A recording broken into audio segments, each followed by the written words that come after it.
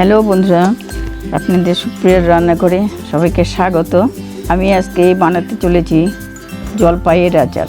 এই আচারটি বানানোর জন্য আমি 1 কেজি জলপাই নিয়েছি। এটা এখন ভালো করে ধুয়ে সিদ্ধ করে নিতে হবে। তাহলে চলুন ধুয়ে নিই।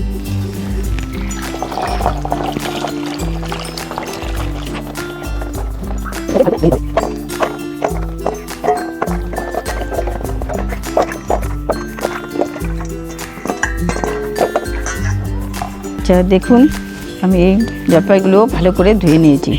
এটা এখন আমি সিদ্ধ করে নেব। তার জন্য আমি উনুন ধরিয়ে আগুন জ্বালিয়ে নিচ্ছি। উনুন জ্বলে উঠেছে, এখন আমি কড়াইটা বসিয়ে দিচ্ছি। এখন আমি সিদ্ধ করার জন্য জল দিয়ে দিচ্ছি। জলটা গরম হয়ে এসেছে, আমি এখন জলপাইগুলো দিয়ে দিচ্ছি। আমি এখন লবণ দিচ্ছি না, লবণটা আমি পরে দেবো। সিদ্ধ না হওয়া পর্যন্ত মাঝে মাঝে নাড়াচাড়া করে থাকতে হবে। এই দেখুন, জলপাইটা আধা সিদ্ধ হয়েছে। এখন এটাকে আমি নামিয়ে নেব। এই যে দেখুন, রংটাও সুন্দর চেঞ্জ হয়েছে।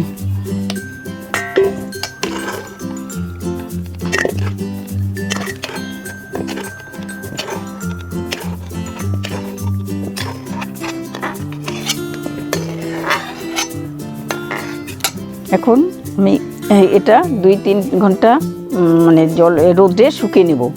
আর এই জলটা যদি না শুকানো যায় তাহলে এটা আচারটা নষ্ট হওয়ার সম্ভাবনা থাকে।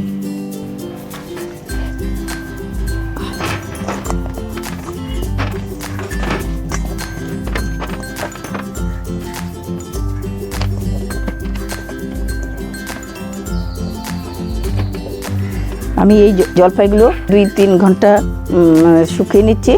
তারপর আচার বানানোটা পরে দেখাবো।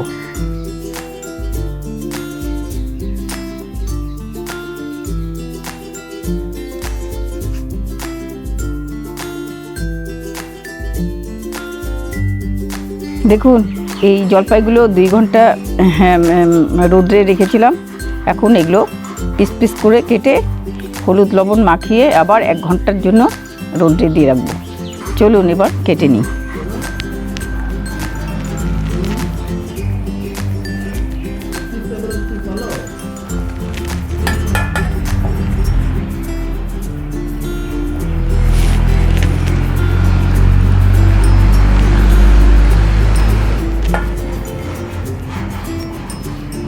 দেখুন, আমি এইভাবে কেটে নিচ্ছি।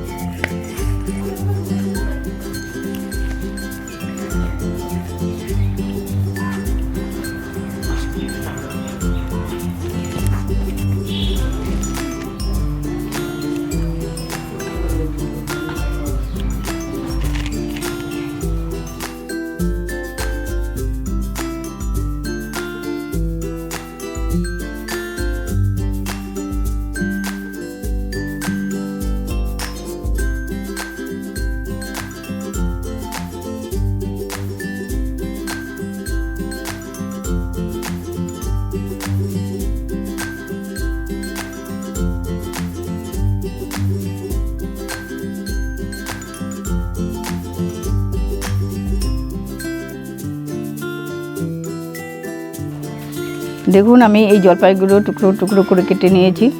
এখন এগুলো আমি লবণ হলুদ মেখে 1 ঘন্টার জন্য রোদ্রে শুকোতে দেবো। আমি এখানে 2 চামচ পরিমাণ লবণ দিয়ে দিলাম। এরপর দিয়ে দিচ্ছি হলুদ।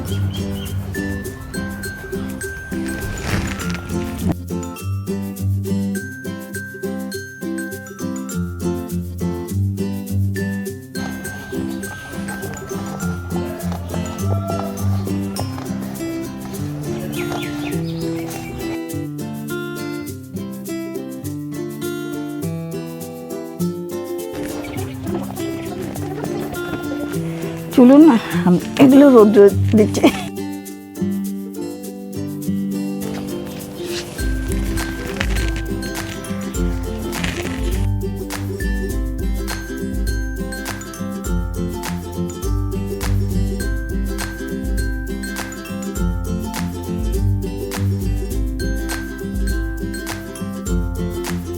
2 ঘন্টা রোদে দেওয়ার পরে এই দেখুন কি সুন্দর শুকিয়ে গেছে।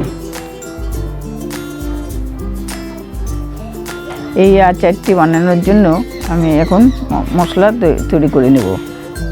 আমি মশলা বানানোর জন্য এখন একটি কড়াই বসিয়ে দেব। এই জলপাইয়ের আচারটি বানানোর জন্য লাগছে সরিষার তেল, লবণ, হলুদ, জিরা, তারপরে মৌরি, মেথি, সরিষা, সাদা সরিষা, তেজপাতা, শুকনো লঙ্কা আর সোমবারে দেওয়ার জন্য 5 ফোড়ন। এবার চলুন আমরা মশলা তৈরি করি। মশলা তৈরি করার জন্য একটা কড়াই বসিয়ে দিয়েছি।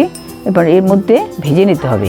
তার জন্য দিয়ে দেবো 2 চামচ মতো জিরা, মৌরি 2 চামচ, মেথি 2 চামচ, সর্ষে 2-3 চামচের মতো।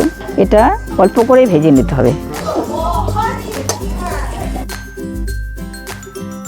এখন এটা অল্প করে ভেজে নিতে হবে যাতে মানে বেশি লাল না হয়ে যায়। এবার মশলাগুলো ভাজা হয়ে গেছে, এখন নামিয়ে ঠান্ডা করে নেব। মশলাগুলো ঠান্ডা হতে আমি ততক্ষণ কড়াইটা বসিয়ে তেলটা গরম করে নিচ্ছি। কড়াইটা গরম হয়ে গেছে, এখন আমি 2 কাপ মতো তেল গরম করে নিচ্ছি। ভাজা মশলাগুলো ঠান্ডা হয়ে গেছে, আমি এখন এটা মিক্সিতে গুঁড়ো করে নেব। তবে গুঁড়োটা আমি একদম গুঁড়ো করব না, মিহি করব না, একটু গোটা গোটাই থাকবে।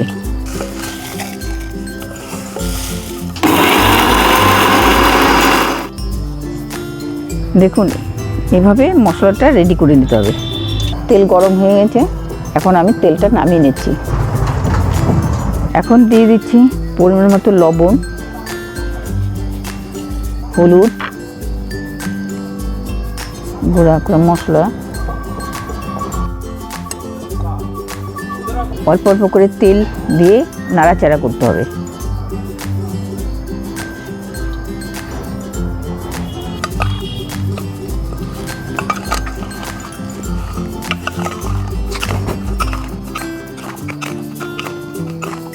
এখন বাকি তেলটুকু দিয়ে দিচ্ছি।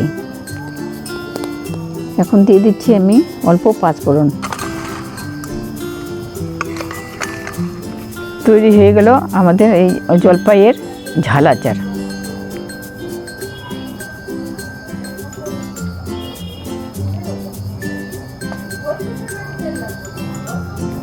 আপনাদের যদি জলপাইয়ের ঝাল আচার রেসিপিটি ভালো লাগে তাহলে লাইক করবেন এবং চ্যানেলটিকে সাবস্ক্রাইব করে দেবেন।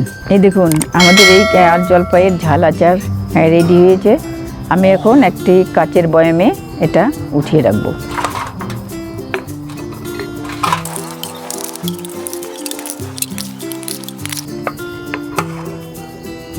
আমাদের আচার প্রস্তুত। এখন এই ঢাকনা খুলে আমাদের 3-4 দিন রোদে দিতে হবে, তাহলেই আচার রেডি। আপনাদের এই জলপাইয়ের আচারের রেসিপিটি কেমন লাগলো তা কমেন্ট করে জানাবেন।